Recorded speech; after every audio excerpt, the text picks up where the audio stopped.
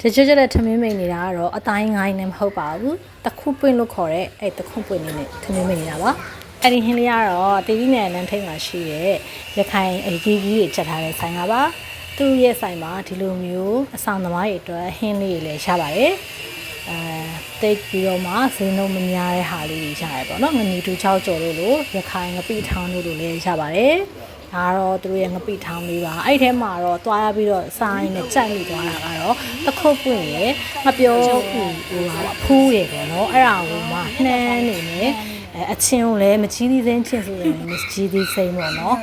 မယန်နီချင်းဆိုရင်မယန်ဒီနဲ့လှုပ်ထားတယ်ဒီဟာလေးကိုသဘောကျမိတာပါအရန်ကိုစားလို့လိုက်ဖက်တယ်ထမင်းပူပူလေးနဲ့ဆိုလို့ရှိရင်ဒီအတုပ်လေးနဲ့ဒါဆို2000မိုးဝယ်လာတယ်သူ့မှာဆိုရင်အများကြီးပဲပါတယ်ပေါ့နော်အဲ့ဒီဟာလေးကိုမှခါကြရင်သူကကစုံရွက်လေးလည်းပြုတ်ပြီးထည့်တယ်ထည့်ပြီးတော့မှစီလေးနဲ့ပြန်ကြော်ထားပြီးတော့မှချက်ထားတဲ့ဟာလေးပါရခိုင်လိုမျိုးချက်တာလေးပါတခုတ်ပွင့်တုပ်လို့သူတို့ကခေါ်ပါတယ်စားဘူးကြလာတော့မသိဘူးကဲဒီမှာတော့တခုတ်ပွင့်တုပ်နေနဲ့ထမင်းလေးစားလိုက်ပါဦးမရှင်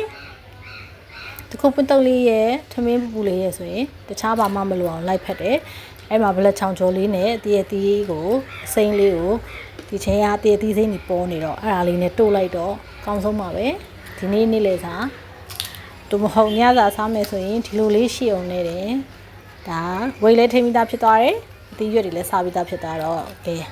ဆက်စားလိုက်ပါဦးမယ်ရှင်နောက်ဗီဒီယိုမှာပြန်ဆုံပါမယ်နော်တတာ